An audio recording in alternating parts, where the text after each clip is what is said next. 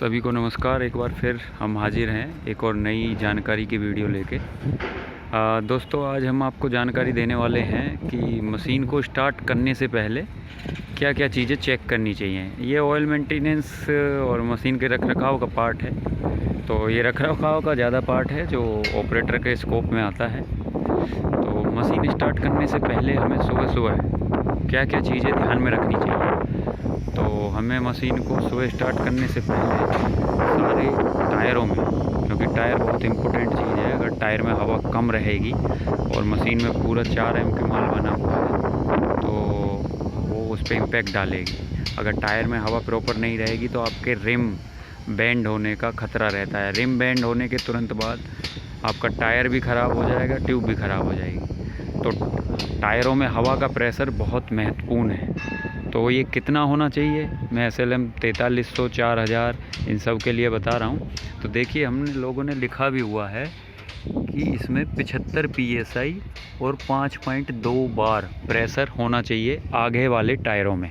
जो केबिन की तरफ टायर हैं उसमें 75 PSI 5.2 बार हवा का प्रेशर होना चाहिए और हमें डेली प्रेशर चेक करना चाहिए। पीछे वाले टायरों में 85 PSI या 5.9 बार 5.9 बार प्रेशर होना चाहिए, जैसा आप वीडियो में देख पा रहे हैं। कंपनी ने हमें इसके साथ एक गेज भी दिया हुआ है जो हवा का प्रेशर चेक करते हैं हम डेली। इस तरीके का आपको एक प्रेशर गेज, ये देखिए, कंपनी टूल बॉक्स के साथ देती है। ये आप देख सकते हो, इससे आप मशीन का टायर का प्रेशर चेक कर सकते हो, आगे का और पीछे का। अगर टायर प्रेशर ओके नहीं है तो सबसे पहले हमें टायर प्रेशर ओके कराना चाहिए। तो अब हम अपने टॉपिक पे आते हैं। सुबह हमें मशीन स्टार्ट करने से पहले क्या क्या पॉइंट चेक करने चाहिए। तो पॉइंट नंबर 1, टायरों का प्रेशर हमें प्रॉपरली चेक करना चाहिए। मशीन के चारों ओर घूमना चाहिए। मशीन के चारों ओर घूम के ये देखना चाहिए कि काम करते वक्त हो सकता है कोई पाइप में लीकेज हो गई हो या कोई लूज कनेक्शन हो, लूज होज पाइप हो। उन सब का हम अगर चारों ओर ढंग से देखेंगे और मशीन के नीचे झांक के देखेंगे तो पूरी रात मशीन खड़े रहने पे वो नीचे ऑयल ड्रॉप्स बन जाती हैं। चारों ओर देखेंगे कोई नट तो लूज नहीं है। काम करते वक्त कई बार ध्यान नहीं रहता है, लेकिन आप डेली सुबह ऐसा करेंगे, टायरों का प्रेशर चेक करेंगे, मशीन के चारों ओर घूमेंगे, कोई डैमेज तो नहीं हुआ है, कोई लूज कनेक्शन तो नहीं है, कोई नट बोल्ट तो लूज नहीं है। और उसके बाद फिर हम देखेंगे मशीन का engine oil level. Engine oil level बहुत ज़रूरी है। कई बार काम करते वक्त पता नहीं लगता और इंजन का ऑयल का लेवल बहुत डाउन चला जाता है। जैसे ही आप इंजन ऑन करेंगे तो इंजन सीज होने का ख़तरा रहता है। और अगर हम ऐसा करते हैं, पहले ही हम लोग प्रोएक्टिवली इसको चेक कर लेंगे तो मशीन में वो दिक्कत नहीं आएगी। तो जैसा कि अब हमने हवा का प्रेशर चेक कर लिया, मशीन के चारों ओर चेक कर लिया, अब इंजन ऑयल लेवल चेक कर लिया, इंजन के पास आके हाइड्रोलिक ऑयल लेवल चेक कर लिया। ये हाइड्रोलिक ऑयल लेवल भी हम रोज़ इसलिए चेक करते हैं, कहीं अगर कोई ऐसा मेजर लीकेज रह गया। इसमें एक देखिए, ये रेड कलर का एक मार्क दिया हुआ है, ये मिनिमम लेवल है। तो लेवल अगर कहीं गिर रहा होगा किसी भी कारण से तो आपको पता लग जाएगा कि इसमें हाइड्रोलिक कम हो रहा है, और उसका आप कारण पता करोगे तो आपको पता लग जाएगा कहाँ कहीं पे कोई लीकेज है या कुछ डैमेज हुआ है, उस वजह से ये लीकेज हो रहा है। तो ये सब हमें ध्यान रखना चाहिए। मैं एक बार फिर बता देता हूँ, टायरों का pressure, engine oil level, coolant level भी बहुत इम्पोर्टेंट है। जब आप इंजन ऑयल लेवल देखते हो तो कूलेंट लेवल भी हमें बहुत ज़रूरी है चेक करना, क्योंकि अगर कूलेंट अवेलेबल नहीं होगा तो आपका इंजन हीटअप हो जाएगा और फिर सीज होने का चांसेस रहता है। हाइड्रोलिक ऑयल लेवल चेक करना है, जिससे हमारा हाइड्रोलिक, क्योंकि पूरा मशीन हाइड्रोलिक सिस्टम पे काम करता है, तो हाइड्रोलिक लेवल भी बहुत ज़रूरी है। टायरों का प्रेशर भी बहुत ज़रूरी है, इंजन ऑयल लेवल प्रेशर बहुत ज़रूरी है। और आपके,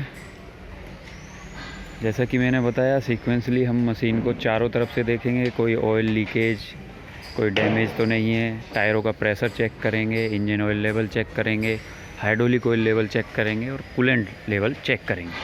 अब हम मशीन में ऊपर मशीन को स्टार्ट करने के लिए केबिन में जाएंगे। केबिन में जाके सिर्फ हमें फर्स्ट टाइम चाबी को ऑन करना है। चाबी ऑन करके हम उसमें चेक करेंगे फ्यूल का लेवल क्या है। अगर फ्यूल का लेवल 30% है तो हम उसमें टॉप अप करेंगे।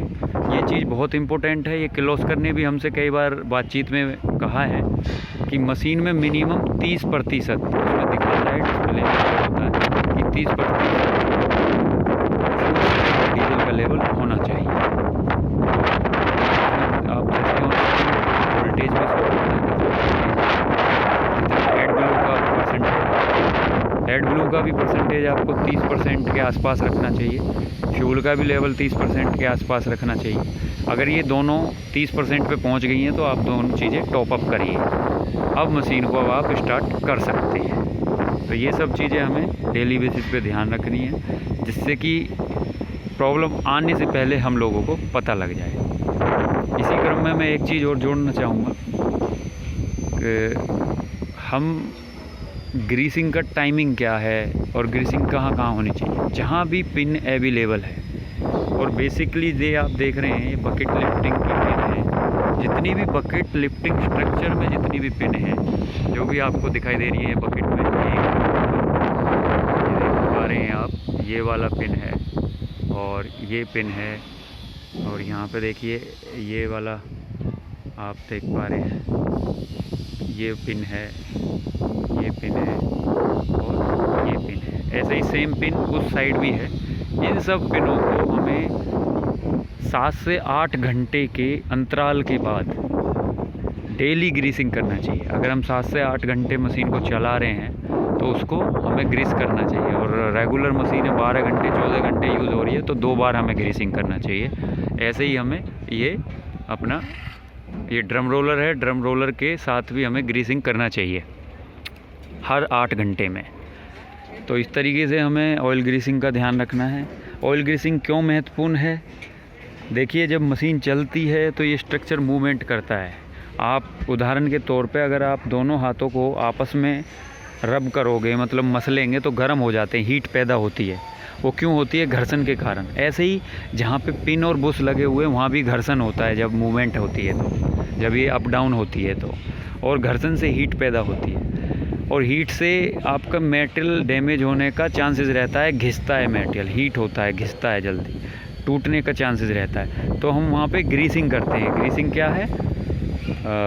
हार्ड लुब्रिकेंट है, वहाँ ऑयल नहीं रुक पाता है, इसलिए ग्रीस होती है। ग्रीस क्योंकि वहीं पे जाके रुक जाती है। तो ग्रीसिंग भी हमें इस स्ट्रक्चर में भी हर 8 घंटे में करनी चाहिए, जिससे कि आपकी बुश की लाइफ, पिन की लाइफ, इन सब की लाइफ बढ़ जाती है।